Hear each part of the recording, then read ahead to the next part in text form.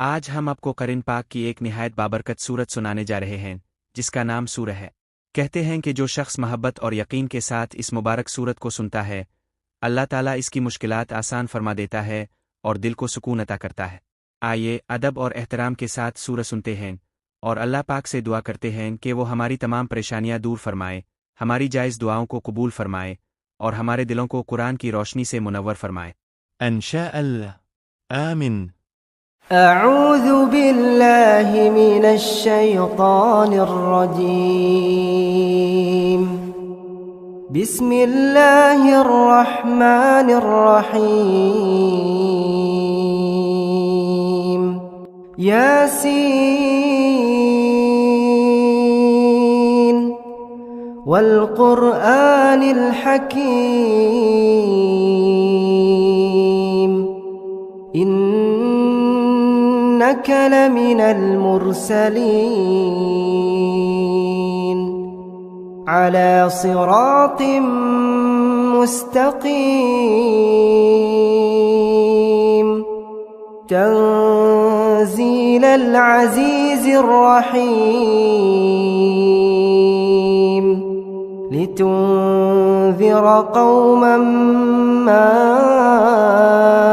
أنذر آباؤهم فهم غافلون. لقد حق القول على أكثرهم فهم لا يؤمنون. إنا جعلنا في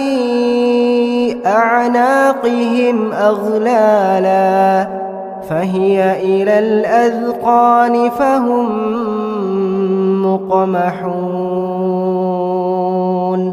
وجعلنا من بين أيديهم سدا ومن خلفهم سدا فأغشيناهم فهم لا يبصرون. وسواء عليهم أأنذرتهم أم لم تنذرهم لا يؤمنون. إنما تنذر من اتبع الذكر وخشي الرحمن بالغيب فبشره بمغفرة وأجر كريم. إنا نحن نحيي الموتى ونكتب ما قدموا وآثارهم وكل شيء أحصيناه في إمام مبين. واضرب لهم مثلا أصحاب القرية إذ جاءها المرسلون إذ أرسلنا إليهم اثنين فكذبوهما فعززنا بثالث فقالوا إنا إليكم مرسلون. قالوا ما أنتم إلا بشر مثلنا وما أنزل الرحمن من شيء إن أنتم إلا تكذبون. قالوا ربنا يعلم إنا إليكم لمرسلون وما علينا إلا البلاغ المبين. قالوا إنا تطيرنا بكم لئن لم تنتهوا لنرجمنكم وليمسنكم منا عذاب أليم قالوا طائركم معكم أئن ذكرتم بل أنتم قوم مسرفون وجاء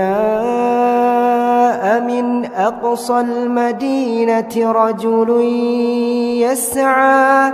قال يا قوم اتبعوا المرسلين اتبعوا من لا يسألكم أجرا وهم مهتدون وما لي لا أعبد الذي فطرني وإليه ترجعون أأتخذ من دونه آلهة إن يردني الرحمن بضر لا تغن عني شفاعتهم شيئا ولا ينقذون إني إذا لفي ضلال مبين إني آمنت بربكم فاسمعون قيل ادخل الجنة قال يا ليت قومي يعلمون بما غفر لي ربي وجعلني من المكرمين وما أنزلنا على قومه من بعده من جند من السماء وما كنا منزلين إن كانت إلا صيحة واحدة فإذا هم خامدون يا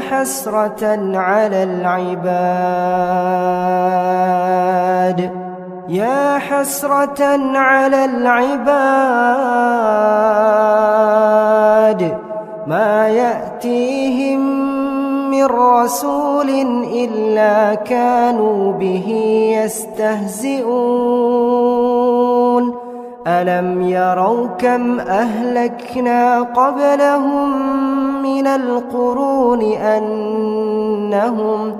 أنهم إليهم لا يرجعون وإن كل لما جميع لدينا محضرون وآية لهم الأرض الميتة أحييناها وأخرجنا منها حبا فمنه يأكلون وجعلنا فيها جنات من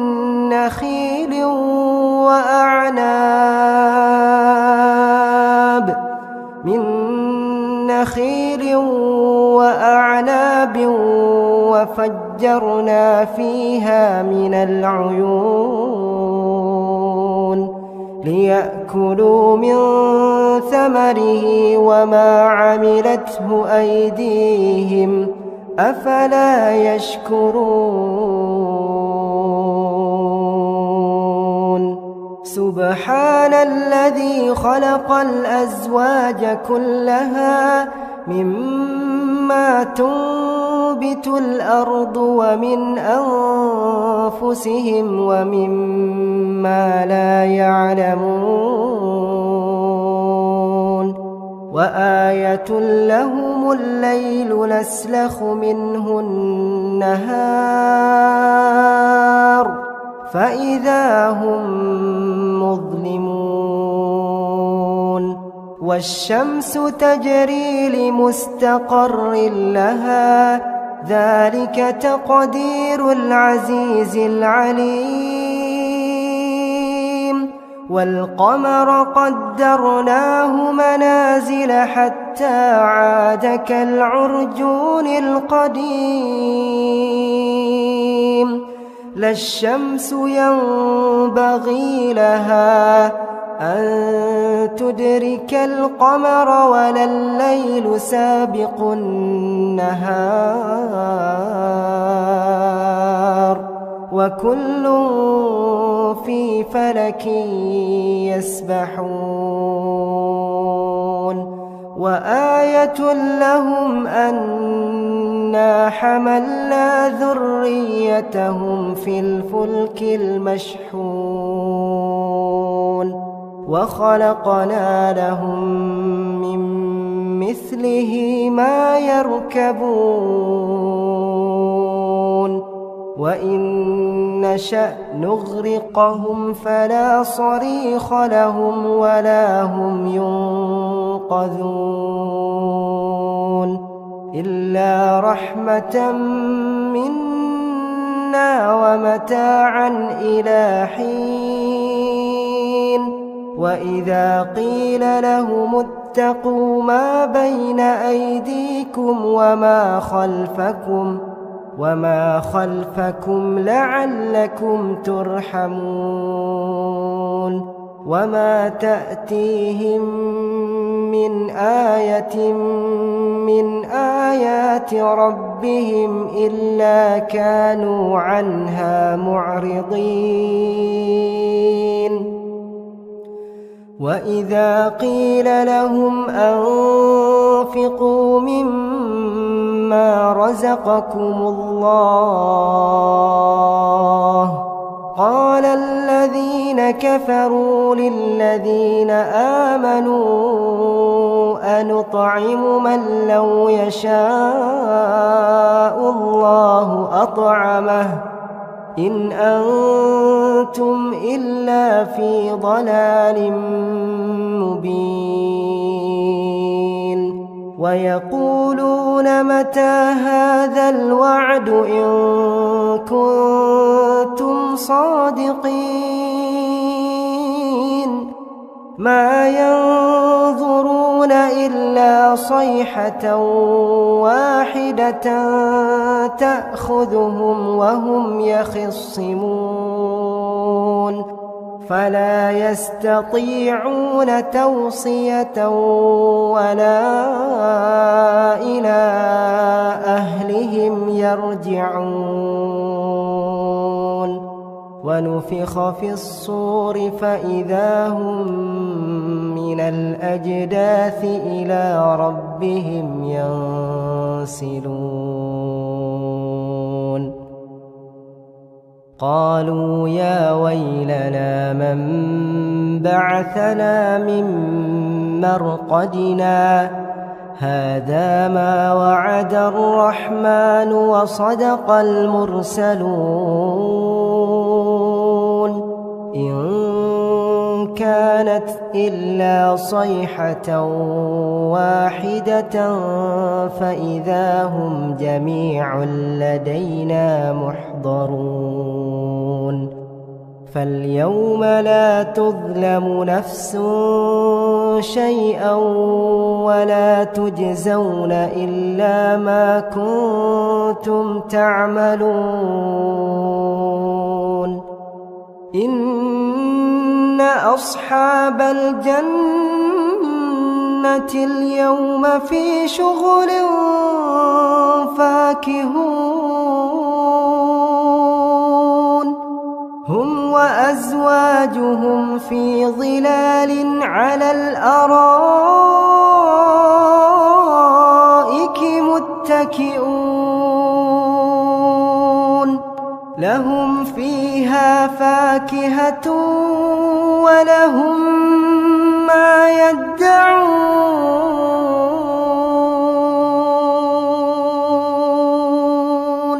سلام سلام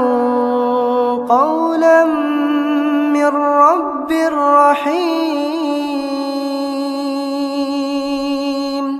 وامتازوا اليوم أيها المجرمون ألم أعهد إليكم يا بني آدم ألا تعبدوا الشيطان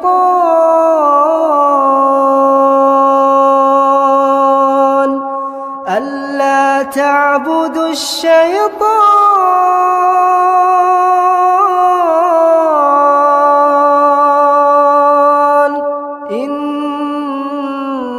إنه لكم عدو مبين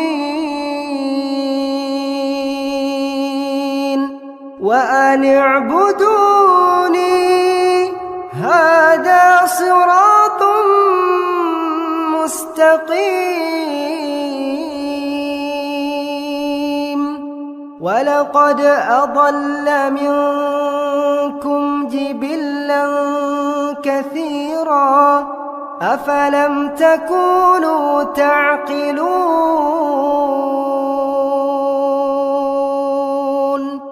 هذه جهنم التي كنتم توعدون اصلوها اليوم بما كنتم تكفرون اليوم نختم على أفواههم وتكلمنا أيديهم وتشهد أرجلهم بما كانوا يكسبون ولو نشاء لطمسنا على أعينهم فاستبقوا الصراط فأنى يبصرون ولو نشاء لمسخناهم على مكانتهم فما استطاعوا مضيا ولا يرجعون ومن نعمره ننكسه في الخلق أفلا يعقلون وما علمناه الشعر وما ينبغي له إن هو إلا ذكر وقرآن مبين لينذر من كان حيا ويحق القول على الكافرين أولم يروا أنا خلقنا لهم مما عملت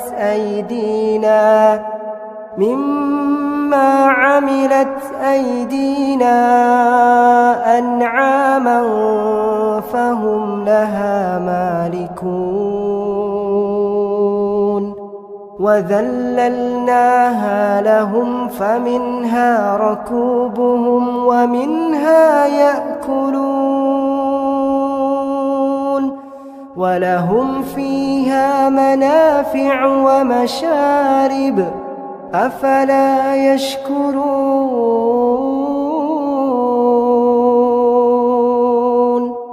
واتخذوا من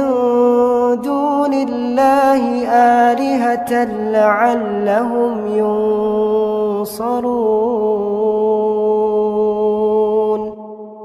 لا يستطيعون نصرهم وهم لهم جند وجنود محضرون فلا يحزنك قولهم إنا نعلم ما يسرون وما يعلنون أولم ير الإنسان أنا خلقناه من نطفة فإذا هو خصيم مبين وضرب لنا مثلا ونسي خلقه قال من يحيي العظام وهي رميم قل يحييها الذي أنشأها أول مرة وهو بكل خلق عليم الذي جعل لكم من الشجر الأخضر نارا فإذا أنتم منه توقدون أوليس الذي خلق السماوات والأرض بقادر على أن يخلق مثلهم بلى وهو الخلاق العليم إنما أمره إذا أراد شيئا أن يقول له كن فيكون فسبحان الذي بيده ملكوت كل شيء وإليه ترجعون